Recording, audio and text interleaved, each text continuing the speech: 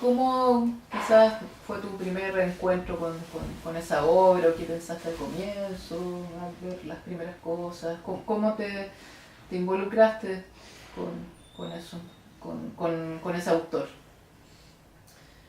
Bueno, no había mucho acá que ver, digamos. Estamos hablando de la época pre-YouTube, todo eso. Sí, me imagino que haber sido. Sí, o sea, yo creo que la primera vez que tuve como más relación fue cuando fui a estudiar a Inglaterra. Y en la universidad donde yo estudiaba había, bueno, obviamente todas las cosas que yo no podría haber soñado ver acá. Pero también un montón de lecturas que me fueron como encaminando. O sea, yo tenía muchas ganas de probar ciertas cosas, como dentro del radio del documental, pero tenía ganas como de arriesgar más, como en lo cinematográfico, por así decirlo. Entonces me puse a leer algunas cosas y bueno, unos textos y autores llevan a otros, Claro. pero en todos quizá el mínimo común era Chris Marker, o para lo que yo estaba como hacia donde quería llevar mi investigación, digamos, el otro era Jonas Mekas. Por supuesto. Entonces, bueno, y ahí aparecieron muchos otros también, o sea, no sé, Maya Deren, o Brakhage, o bueno, todo el neocine norteamericano. Y por supuesto cierta base de cierto tipo de cine, como Ivens también, no sé, Jean Rouge, Claro, más anterior, digamos. o todas esas como ramificaciones, digamos, ¿no? Pero sobre todo como que me empecé a hacer mi propio mapa de mi canon, digamos, creo que en esa época, ¿no? Como una identificación. Sí, es como cuando veís algo, más que descubrir ese algo, es como, ya, este es un pariente. Eso, es una afiliación que va ¿Cachai? descubriendo a dónde pertenece. Entonces yo me sentía así, estudiando. En Inglaterra, bueno, con todas esas cosas disponibles, Claro. que era una locura. O sea, que yo llegaba ahí, en esa época entre VHS, los DVD estaban como ahí, eran difíciles, pero así me llevaba para la casa y ver. Y eso, y la sensación de estar construyendo un árbol genealógico de como hermanos mayores o de, ¿no? algo a lo que, por supuesto, manteniendo la proporción, Sí. pero un algo que me interesaba y una ramificación en la que yo me identificaba como un tipo de cine. Y ese tipo de cine era algo también no aparatoso, mucho más íntimo, mucho más posible de hacer, aunque fuera que me quedara sola haciéndolo, para poder terminarlo. Esa era como mi consigna en esa época. Sigue siendo. Que no dependiera. Sigue siendo. Es como, claro, o sea, que no depende, porque claro, no veía cine desde aquí. O sea, yo estudié en una época donde no existían las escuelas de cine. Entonces, para mí era algo muy lejano. Y cuando se empezaron a hacer películas y todo eso, yo veía eso. Empresas literalmente gigantes, como mover un edificio, digamos, no sé, equipos de 40 o 50 personas, aparataje técnico que yo no entendía, no sé, muchas hojas de cálculo, ¿no? Y mucho dinero de por medio, cosa que a mí eso me ponía muy nerviosa, porque yo no sé de administrar grandes cantidades de dinero, digamos. Y me daba mucho miedo, porque yo trabajé en una época en el cine video, el programa y en el show de los libros, en ese tipo de programas culturales. Como en los 90. En los 90, exacto. Ahí como que aprendí mucho, de audiovisual, de cine, literatura también. Y bueno, y me acuerdo en esa época, en los 90, haber entrevistado para el programa a muchos cineastas que estaban tratando de hacer cosas en esa época y eran puros proyectos fallidos y puros proyectos que era como puro lamento de mucha pérdida de dinero. O sea, eso te podía quitar las ganas, pero para toda tu vida, de querer siquiera intentarlo, ¿cachai?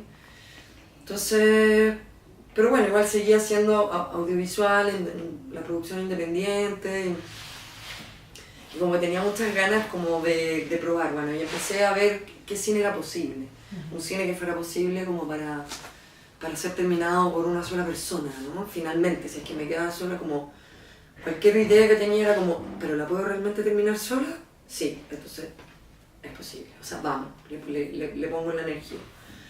Y así empezaron una serie como de cortitos. Pero yo la verdad, bueno, el primer corto que hice en este contexto es una carta.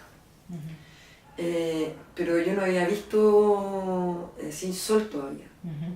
Entonces cuando la vi, y esto fue una carta porque yo había visto otra serie de como pequeñas películas experimentales, donde había cortos de Margaret Tait, una selección súper interesante que se llamaba Film Poems. Era como una curatoría. Y ahí venían muchos cortitos. Y había una película que se llamaba Postcard from New Zealand, que era una película hecha también en formato fílmico, muy chiquitita.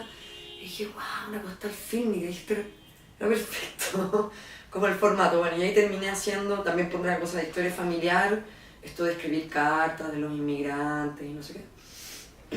Bueno, y terminé eso. Entonces cuando vi Sin Sol, porque en todas partes había una referencia de que se había hecho, que Sin Sol tenía una cosa epistolar, pero no tenía mucho cómo acceder a verla. Bueno, cuando finalmente la vi, claro, fue increíble, porque tenía dos cosas que a mí me importaban mucho. Una era, por supuesto, el texto epistolar, en esa forma, pero después el texto y cómo el texto se articula a la imagen. Y también esta recopilación de imágenes como un metraje encontrado, fan footage, de uno mismo. Que en el fondo era como que la misma actitud diarística de Jonas Mekas, ¿no? Que es como filmar la vida, avanzar, filmar, acumular material de cosas que te interesen, muy random, muy intuitivo también, un cine intuitivo, ¿no? Lo que te llama la atención, genuinamente, digamos, ¿no? Lo que te parece o extraño, sorprendente, dentro de lo cotidiano incluso, ¿no? Pero el viajero, que me parece alucinante también, ¿no? Como que es algo que también a mí me importa mucho, digamos, los lugares lejanos, digamos, la cartografía, el entender incluso un pensamiento cartográfico, ¿no? Todo eso estaba en cómo montaba Mark, o qué manera increíble había encontrado de juntar imágenes con una narrativa que podría no ser posible, ¿no? Como, no, en esta película no se entiende nada, es como el mal llamado, cuando uno quiere decir como collage en el mal sentido. Sí. Collage en el que es todo y nada y que no se entiende nada. Claro, como una acumulación, una aglomeración de información que no tiene relación entre sí, pero Exacto. que pierde también interés o que puede ser, claro, como que cuando no junta. Claro. Es muy fácil que pase eso también. Como imágenes que no tienen pegamento entre sí. Y el texto en este caso podía ser una especie de pegamento posible. Incluso si tú pudieras hacer el ejercicio de cambiar el texto de lugar, tal vez hasta igual funcionaría, no sé. Claro. No, pero esas son cosas que me interesan en el cine. Claro, y en ese sentido es como un poco, me imagino yo ahora pensándolo, como que esa acumulación o relación extraña entre imágenes más el texto igual es una manera de acercarse mucho más al pensamiento, ¿no? Es como si yo pudiera filmar mi propia mente, en un sentido, cuando uno está pensando y que aparecen millones de ideas a la vez y en algún momento aparece una voz interior que las unes ahí, como un poco... Como el zigzag o el rebote de pensamientos en la cabeza, claro. Que no puedes parar. Claro. No puedes parar porque también somos víctimas de la dictadura de la mirada también, ¿cachai? O sea, todo el rato estás mirando y todo el rato tu mente está pensando cosas que a lo mejor pueden estar relacionadas a lo que estáis viendo o no. O totalmente no. Y que se activan recuerdos o sensaciones. Exactamente. Sí, pues, bueno, una de las cosas que a mí me importaba harto en los 3 cortitos que terminaron siendo eso, que se llaman cartas visuales, era eso, la capacidad que tenemos de ver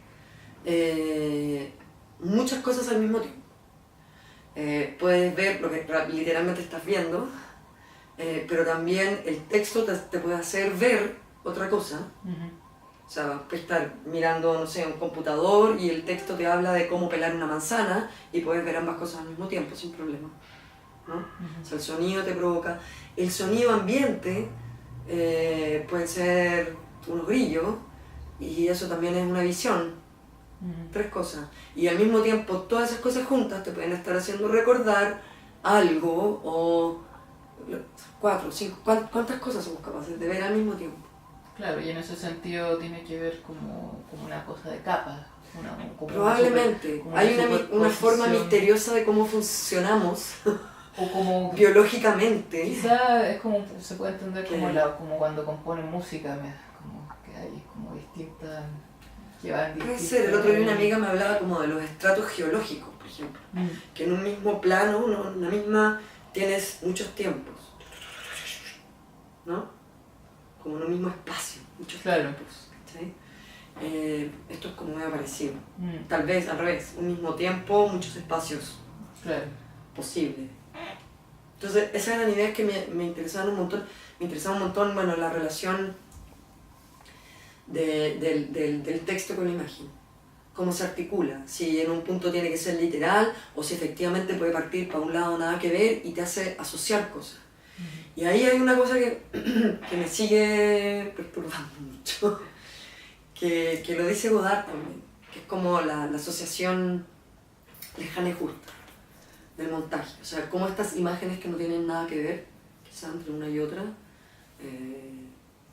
podrían tener que ver. Y que el montaje o el cine tiene operaciones donde eso puede ser hacerse visible.